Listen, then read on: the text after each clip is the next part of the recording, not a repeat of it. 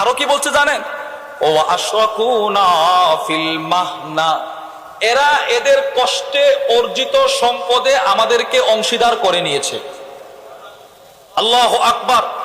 এই লাকাদ কাফাউনাল মুনা, এই শব্দের ব্যাখ্যা ও আশরাকুনা ফিল মাহনা, এই শব্দের ব্যাখ্যা করেছেন জগৎ বিখ্যাত আলেম আল্লামা আব্দুর রহমান ইবনে আব্দুর রহিম আল মুবারকপুরি রাহিমাহুল্লাহ। তার বিখ্যাত তিরমিজির শরহ তুহফাতুল আহওয়াযির মধ্যে এক আজীব কথা লিখেছেন। তিনি বলেন ও আশরাকুনা ফিল মাহনা, এর অর্থ হচ্ছে মদিনার সাহাবাদের যে প্রতি বছরে খেজুর বাগানের যে খেজুর, বিপুল পরিমাণ খেজুর আসতো, খেজুর, তো সবগুলো বাগানের খেজুরকে তারা দু ভাগে বিভক্ত করে এক ভাগ আমরা মুহাজিরদেরকে দিয়ে দিত। আর কাফাউনাল মুনা, এটার ব্যাখ্যা আরো আজীব। এবার এই খেজুরের বাগানের ভিতরে মেহনত করা লাগে, সেচ দিয়ে পানি দেওয়া লাগে, পরিচর্যা করা লাগে। ওগো আল্লাহর রাসূল, খেজুরের বাগান ছোট থেকে বড় হওয়া পর্যন্ত যত ধরনের কাজ বাগানে করা দরকার, একটা কাজও তারা আমাদেরকে করতে দেয় না। আরে সুবহানাল্লাহ বলেন না। কি বুঝছেন? কিছু বুঝছেন? একটা খেজুরের বাগান কি পরিমাণ মেহনত করলে খেজুরটা ভালো ফলন দিবে আপনারা চিন্তা করেন তো। এক একটা বাগানে যদি কয়েকশো গাছ হয়, তো এক একটা বাগানে কি পরিমাণ মেহনত করা লাগে।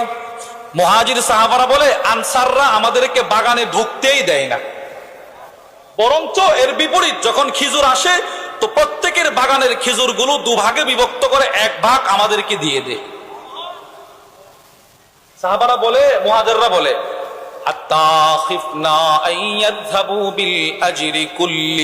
আমাদের ভয় হয় না জানি সব ইবাদতের সওয়াব তারাই নিয়ে যাবে।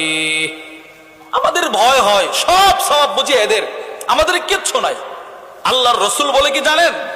লা মা দাউতুমুল্লাহ লাহুম ওয়া আসনাইতুম আলাইনা, যতদিন পর্যন্ত তোমরা আনসারদের প্রশংসা করবে, যতদিন পর্যন্ত তোমরা আনসারদের জন্য আল্লাহর কাছে দোয়া করবে, ততদিন আল্লাহ তোমাদের আমলনামায় সওয়াব লিখতে থাকবেন।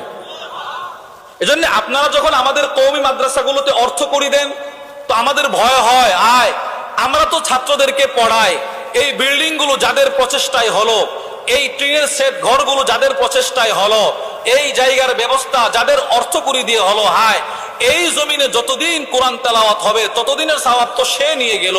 কিন্তু নবীজির হাদিস যেন আমাদেরকে সান্ত্বনার বাণী শুনিয়ে দিল, না, যারা দিয়েছে এদের যেমন সওয়াব, তোমরা যদি এদের জন্য দোয়া করো তোমাদের সমপরিমাণ সওয়াব। এই হাদিস থেকে কি বুঝলেন? এরা যদিও কষ্টে থাকে, আনসাররা যদিও কষ্টে থাকে, মুহাজিরদেরকে কি পরিমাণ প্রাধান্য দেয়। সুবহানাল্লাহ বলেন। 2 বুখারী শরীফের 2048 নম্বর হাদিস। وعن أنس بن مالك رضي الله تعالى عنه قال قدم عبد الرحمن بن عوف, নবীজির সাহাবী আব্দুর রহমান ইবনে আউফ যখন মক্কা থেকে হিজরত করে মদিনায় আসলেন, তখন নবীজি মদিনায় ফাআখান নবী সাল্লাল্লাহু আলাইহি ওয়াসাল্লাম বাইনাহু ওয়া বাইনা সাদ ইবনে রবি, নবীজি আব্দুর রহমান ইবনে আউফকে মদিনার খাজরাজ গোত্রের নেতা সাদ ইবনে রবির ভাই বানায়া দিয়েছে। যাও, এই সাদ এদিকে আসো। জি ইয়া রাসূলুল্লাহ, এই আব্দুর রহমান মুহাজির, তুমি আনসার, আমি রাসূল আজকে থেকে আব্দুর রহমানকে তোমার ভাই বানায়া দিলাম। রাসূল ভাই বানিয়ে দিলেন। এবার দেখেন নবী আনাস ইবনে মালিক কি বলে, ফারাদা আলাইহি আইয়ুনাসিফাহু আহলাহু ওয়া মালা, সাদ ইবনে রবি নিজের সব সম্পদকে 2 ভাগে বিভক্ত করে নিজের 2 বিবির মধ্য থেকে এক বিবিকে তালাক দিয়ে বিবি সহ অর্ধেক সম্পদ নিয়ে আব্দুর রহমান ইবনে আউফের কাছে এসে বলে, এইগুলো আমি আপনাকে দিয়ে দিছি, নবীজি আপনাকে আমার ভাই বানাইছে। এই সাদ ইবনে রবি রাসূল যখন যেটা বলতেন সবার আগে ওই কাজটা আমল করার চেষ্টা করতেন। ওনার ভিতরে নবীজির প্রেম ছিল বর্ণনার ঊর্ধ্বে, অতুলনীয় প্রেম ছিল। কি প্রেম ছিল! যিনি নবীজির প্রেমে নিজের শরীরে 70টা তীর তরবারির আঘাত নিয়েছে। সুবহানাল্লাহ বলবেন না। আল্লামা ইবনুল হাজার আসকালানি তার বিখ্যাত কিতাব আল ইসাবা ফি তাময়িজিস সাহাবার মধ্যে নিয়ে আসছেন, উহুদের ময়দানের যুদ্ধ শেষ, যায়েদ ইবনে সাবিত বলেন, বায়সানিন নবী সাল্লাল্লাহু আলাইহি ওয়াসাল্লাম লিতলাবি সাদ ইবনে রবি, আল্লাহর রাসূল আমাকে সাদ ইবনে রবির লাশ অথবা ওনাকে উহুদের ময়দানে তালাশ করার জন্য নবীজি আমাকে পাঠাইলেন। ফাজআলতু আতুফু বাইনাল কতলা, আমি নবীজির সাহাবী সাদের লাশ তালাশ করার জন্য উহুদের ময়দানে দৌড় দিলাম, তালাশ করতেছি। তো উহুদের ময়দানে ঢোকার পূর্বে নবী আমাকে বলেছিলেন, এই যায়েদ, ইন রাআইতাহু ফাআকরিহু মিন্নি আসসালাম, তুমি যদি সাদকে জীবিত পাও তো আমি নবীজির পক্ষ থেকে তুমি সাদকে সালাম দিবা। পৃথিবীর সব মানুষ নবীকে সালাম দেয়, আর রাসূল সাদ ইবনে রবিকে সালাম পাঠাইতেছে। কি পরিমাণ নবীজি তাকে ভালোবাসতে, ব্যাপার চিন্তা করেন।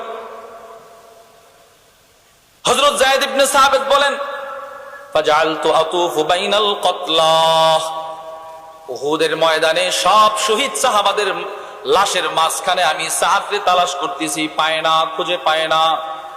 ফাআসাবতুহু ওয়া হুয়া ফি আখিরি রামাকিন, অনেকক্ষণ তালাশ করার পরে ওই অনেক দূরে তাকায় দেখি রক্তে রঞ্জিত হয়ে উহুদের ময়দানে গোড়াগড়ি করতেছে মাটিতে।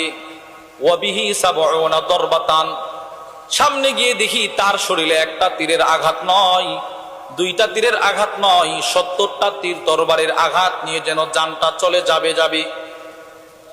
হযরত যায়েদ ইবনে সাবিত বলেন, আমি সাদ ইবনে রবির কাছে গিয়ে বললাম, ইন্না রাসূলুল্লাহ সাল্লাল্লাহু আলাইহি ওয়াসাল্লাম ইয়াকরাউ আলাইকাস সালাম, নবীজি তোমাকে সালাম দিয়েছি।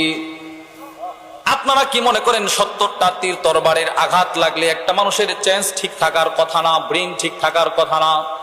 যেই মাত্র নবীজির সালামটা পৌঁছায় দিলেন, হযরত সাদ ইবনে রবি বলেন, ওয়া আলা রাসূলিল্লাহি আসসালাম ওয়া আলাইকাস সালাম, রাসূল আমাকে সালাম দিয়েছে, ঠিক আছে, নবীকেও আমার পক্ষ থেকে সালাম, তোমাকেও, তোমার প্রতিও আমার সালাম। এবার যায়েদ ইবনে সাবিত বলে কি জানেন, রাসূল শুধু আপনাকে সালাম দেয় নাই তো কি, রাসূল আমাকে বলেছে আপনাকে যেই অবস্থায় পায় না কেন আপনাকে একটা প্রশ্ন করার জন্য। কি প্রশ্ন? খাব্বিরনি কাইফা তাজিদু, এই যে 70 তীর তরবারির আঘাত দিয়ে পড়ে আছেন, আপনার কি কষ্ট হচ্ছে না? এই প্রশ্নটা করার জন্য বলছে, যেই হালতে আছেন এই প্রশ্ন করার জন্য। হযরত সাদ ইবনে রবি তখন কি বলছে জানেন, কুল্লাহু ইয়া রাসূলুল্লাহ আজিদু রিহাল জান্নাহ, তুমি গিয়ে আল্লাহর রাসূলকে বলবা আমি 70টা তীর তরবারির আঘাত নিয়ে এই মুহূর্তে উহুদের ময়দান থেকে সরাসরি জান্নাতুল ফিরদাউসের সুঘ্রাণ পাইতেছি, এটা তুমি বলে দিও। এই সেই সাদ ইবনে রবি, উনি উহুদের ময়দানে শহীদ। এবার ওনার ভাই ওনার সব সম্পদ নিয়ে গেছে। ওনার 2টা মেয়ে ছিল, আল্লামা শামসুদ্দিন যাহাবী রাহিমাহুল্লাহ তার বিখ্যাত কিতাব সিয়ারু আ'লামিন নুবালার মধ্যে নিয়ে আসছেন, সাদ ইবনে রবির বিবি 2 মেয়ে